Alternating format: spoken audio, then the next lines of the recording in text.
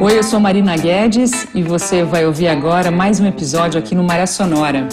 O Maré Sonora é um podcast sobre navegação, ciência, fotografia e conservação.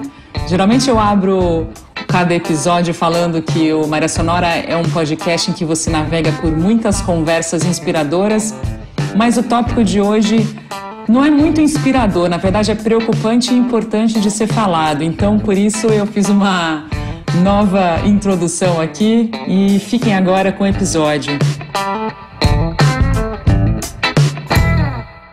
Aqui quem vos fala é o professor Jefferson Cardia Simões. Eu sou glaciólogo, sou um cientista líder do Programa Antártico Brasileiro e coordeno o Instituto Nacional de Ciência e Tecnologia da Criosfera.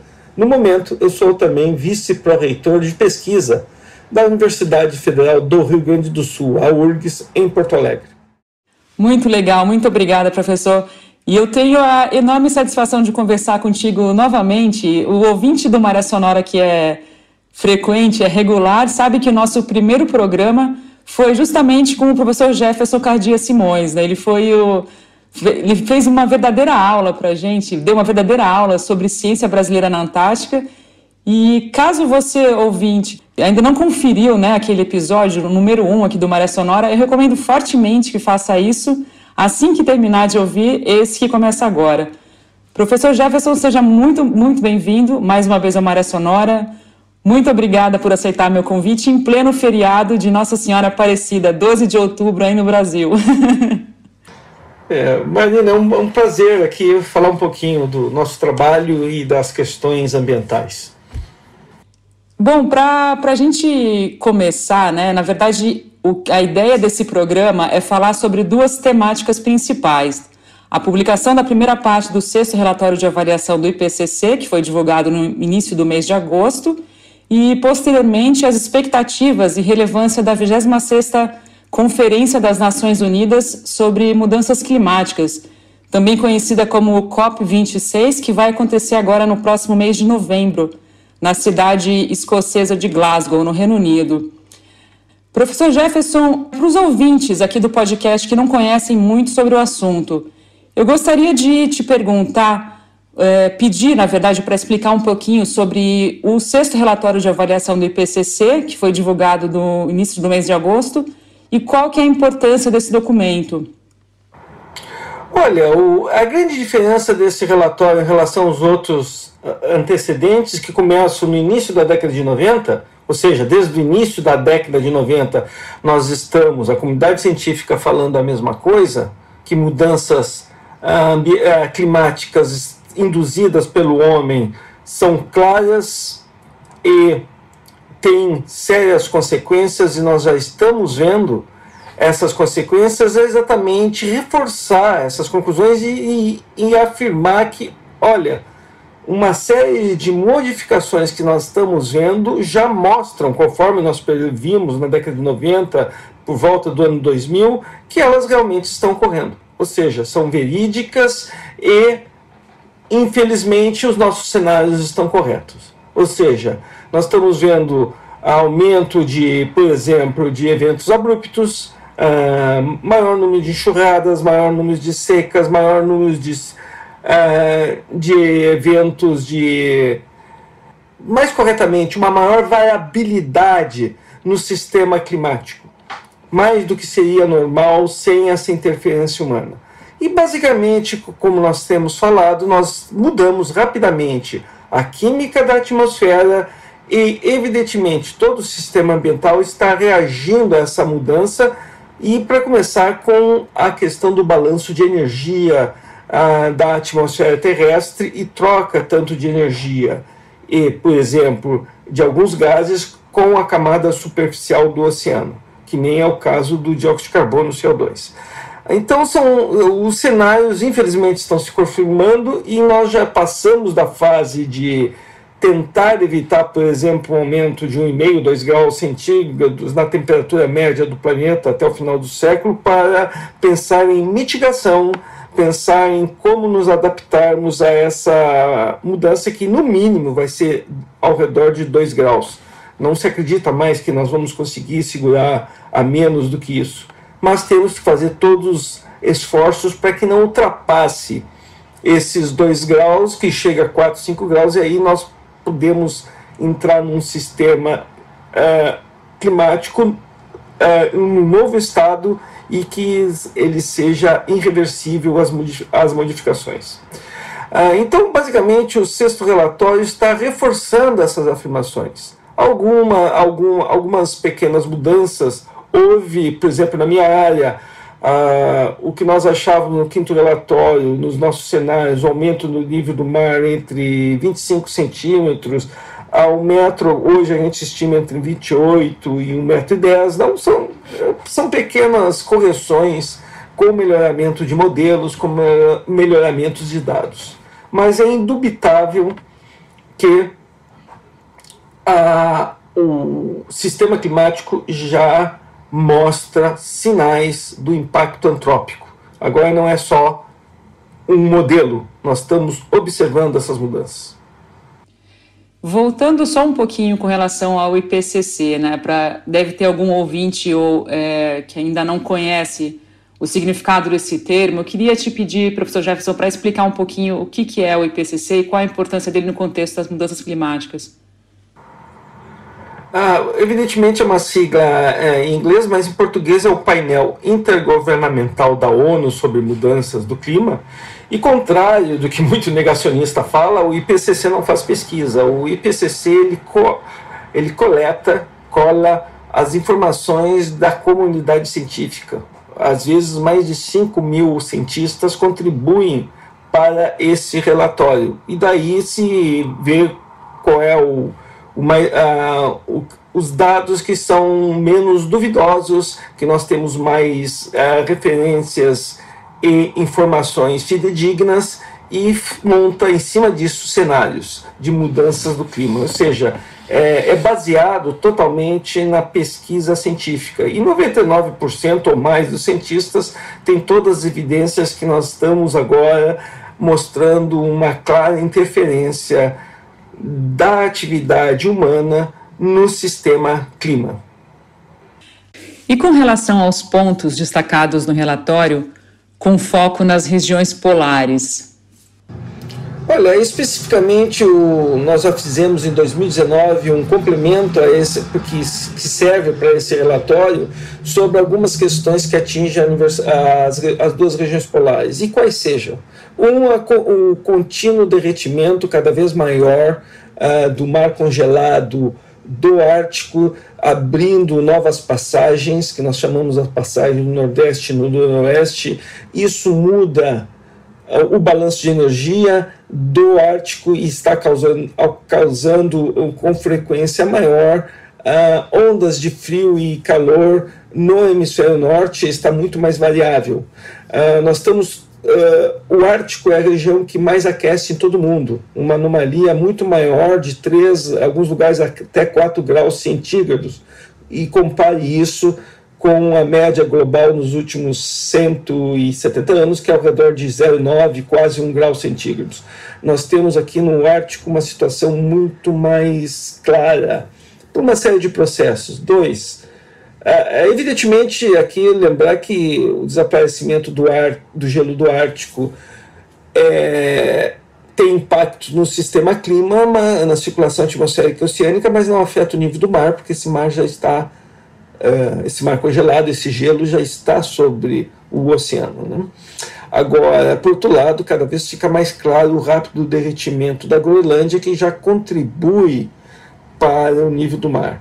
Aliás, falando sobre isso, o aumento do nível do mar já constatado está ao redor de 9 milímetros por ano. A tendência é que aumente isso nas próximas 2 décadas, e que leve o derretimento, primeiro, no momento que as geleiras das regiões tropicais e temperadas e a Groenlândia e algumas geleiras do Ártico, aumente essa proporção das geleiras do Ártico e da Groenlândia para esse aumento do nível do mar, e depois, posteriormente, já em menos de 2 décadas, a contribuição da Antártica também passa a ser importante. Isso levando, então, aquele cenário de aumento no mínimo de 28 centímetros e no máximo estimado entre 1,10 m, talvez um pouco mais, até 2100 no nível médio dos mares. Lembrando que isso é um aumento vertical. Quanto ele vai avançar depende da morfologia costeira, ou seja, quanto ele vai avançar continente adentro. Um processo que está chamando muita atenção e está indo muito rápido é o aumento da acidificação do Oceano Austral. Os oceanos em si, eles são os grandes tampões do aumento dos gases, do CO2, do dióxido de carbono, esse potente gás estufa, na atmosfera. Ou seja, cerca de 40% do CO2 jogado na atmosfera pela atividade humana, ele não fica na atmosfera, é absorvido por oceano. Mas isso está trazendo outro problema. Está acidificando as camadas superiores dos oceanos. E o oceano que mais está sendo acidificado é o Oceano Austral, ou para alguns, o oceano ao redor da Antártica. Isso, é claro, tem implicações para a biota, para os organismos vivos, principalmente para organismos que formam carapaças com carbonato de cálcio e outros, com o aumento dessa acidificação, o que dificulta, é claro, a formação dessas carapaças.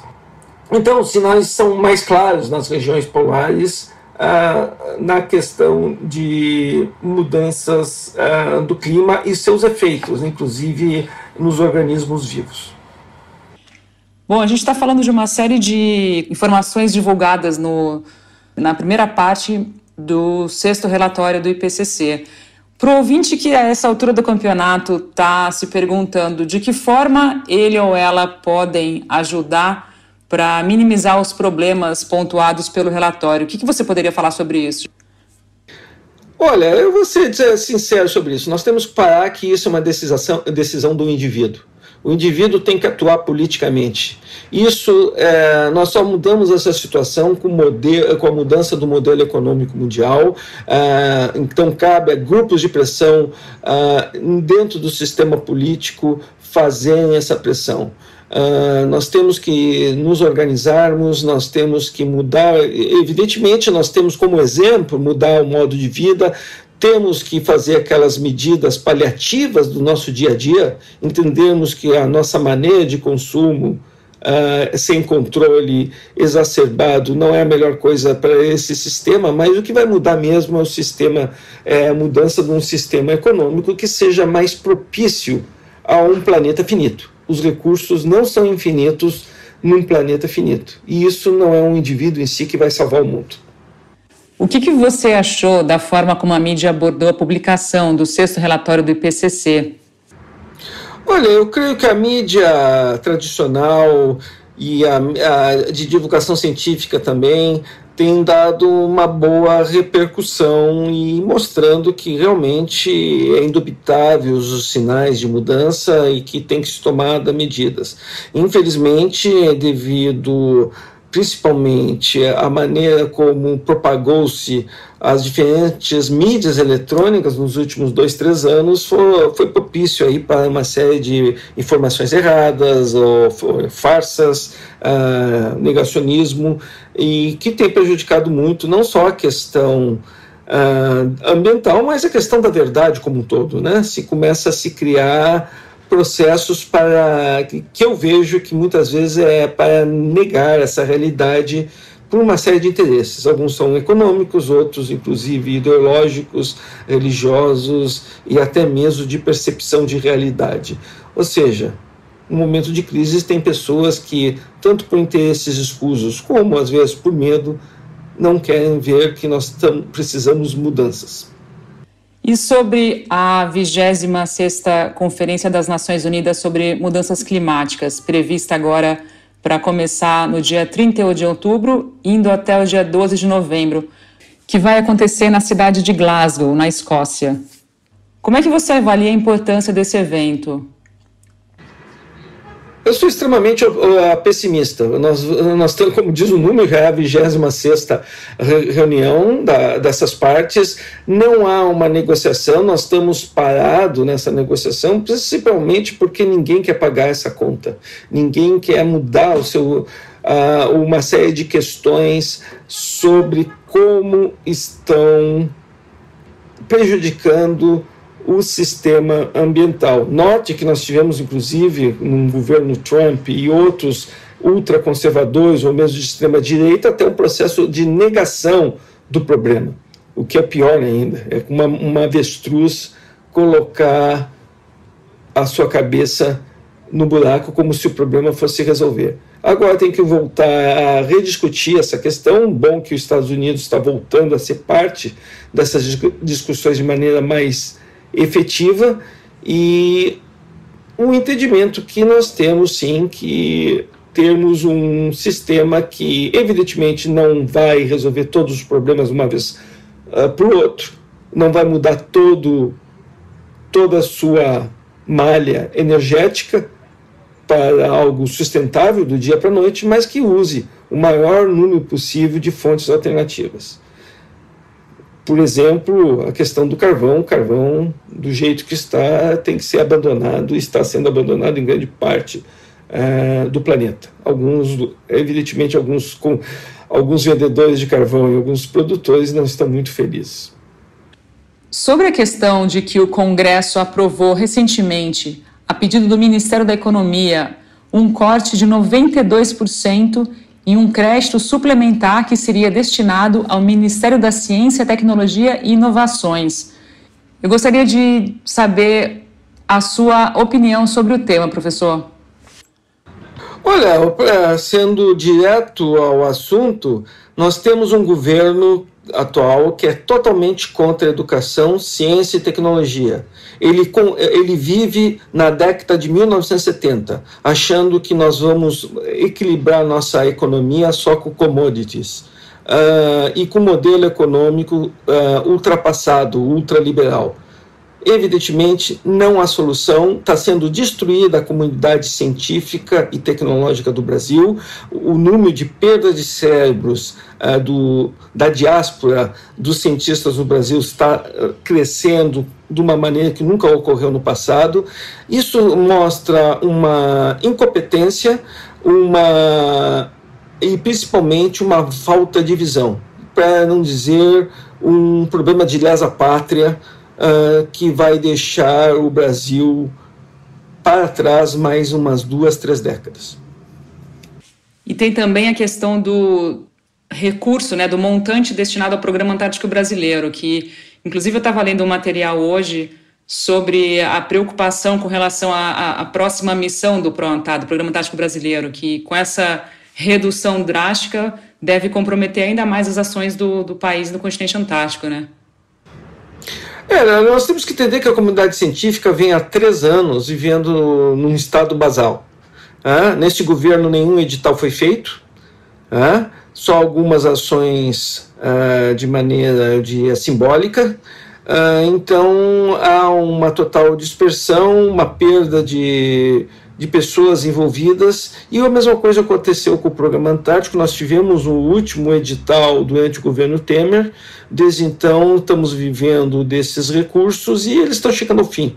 Então, se não sair um novo edital ano que vem, nós teremos sérias dificuldades no final do ano. Como eu digo, ciência sai caro, nós temos que ter recursos para fazê-la.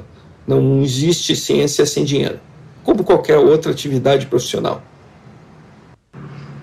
Muito obrigada, professor Jefferson, mais uma vez por participar do Maré Sonora. E eu gostaria até de sugerir que eu posso pegar contigo alguns links de informações complementares e colocá-los na descrição desse episódio, porque tem muito material muito bem feito por vocês e que são de extrema relevância e importância para que a população conheça. Então, a gente pode colocar eles nessa parte descritiva do podcast e o ouvinte fica aberto, fica convidado a conhecer mais sobre essas pesquisas, sobre essas ponderações que estão sendo feitas. Muito obrigada por participar nesse dia de feriado e um grande abraço, professor. Foi um prazer, Marina, e estamos a postos. E assim a gente encerra mais um bate-papo por aqui. Obrigada por prestigiar o Maré Sonora. E se você gostou e quer nos ajudar, é só compartilhar essa conversa com seus amigos, familiares, enfim, com quem você acredita que possa gostar também do conteúdo desse bate-papo. E aos ouvintes que desejarem nos dar uma força, é muito fácil. É só se tornar um apoiador ou apoiadora do Maré Sonora. E para isso, basta fazer uma doação no valor que você puder e quiser para nossa chave Pix, que é a seguinte: podcastmaresonora@gmail.com. O Maré Sonora é um oferecimento do Café do Luiz, o café que celebra a amizade e os bons momentos.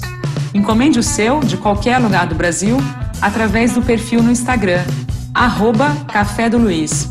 E eu volto na próxima segunda-feira com um novo episódio por aqui. Até lá, tenha uma ótima semana e bons ventos!